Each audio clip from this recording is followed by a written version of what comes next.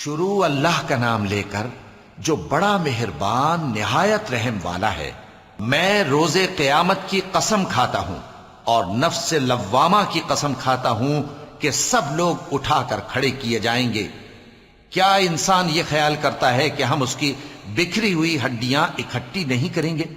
ضرور کریں گے، اور ہم اس بات پر قادر ہیں کہ اس کی پور پور درست کر دیں۔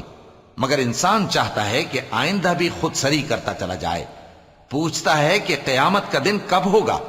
سو جب آنکھیں چندھیا جائیں اور چاند گہنا جائے اور سورج اور چاند جمع کر دیے جائیں، اس دن انسان کہے گا کہ کہاں ہے بھاگنے کی جگہ؟ کہیں نہیں، کوئی جائے پناہ نہیں۔ اس روز تمہارے پروردگار ہی کے پاس تمہیں جا ٹھہرنا ہے۔ اس دن انسان کو جو عمل اس نے آگے بھیجے اور جو پیچھے چھوڑے ہوں گے سب بتا دیے جائیں گے۔ بلکہ انسان آپ اپنا گواہ ہے، اگرچہ عذر و معذرت کرتا رہے۔ اور اے پیغمبر صلی اللہ علیہ وآلہ وسلم، وحی کے پڑھنے کے لیے اپنی زبان کو تیز تیز حرکت نہ دیا کرو کہ اس کو جلد سیکھ لو۔ اس کا جمع کرنا اور پڑھانا ہمارے ذمے ہے۔ سو جب ہم اسے پڑھا کریں تو تم اس کو سنا کرو اور پھر اسی طرح پڑھا کرو۔ پھر اس کے معانی کا بیان بھی ہمارے ذمے ہے۔ مگر لوگو، تم دنیا کو دوست رکھتے ہو اور آخرت کو چھوڑے دیتے ہو۔ اس روز بعض چہرے رونقدار ہوں گے، اپنے پروردگار کی طرف نظر کیے ہوئے ہوں گے، اور بہت سے چہرے اس دن اداس ہوں گے، خیال کریں گے کہ ان کے ساتھ کمر توڑ معاملہ کیا جائے گا۔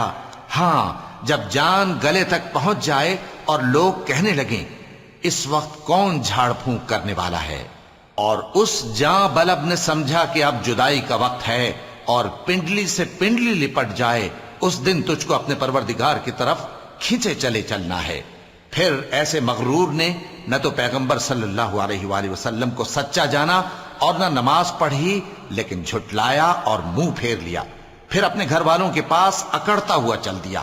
خرابی ہے تیری، خرابی پر خرابی ہے، پھر خرابی ہے تیری، خرابی پر خرابی ہے۔ کیا انسان یہ خیال کرتا ہے کہ اسے یوں ہی چھوڑ دیا جائے گا؟ کیا وہ منی کا جو ٹپکائی جاتی ہے ایک قطرہ نہ تھا، پھر لوتھڑا ہوا، پھر اللہ نے اس کو بنایا، سو اس کے اعضاء کو درست کیا، پھر اس کی دو قسمیں بنائیں، مرد اور عورت۔ کیا اس کو اس بات پر قدرت نہیں کہ مردوں کو زندہ کر دے؟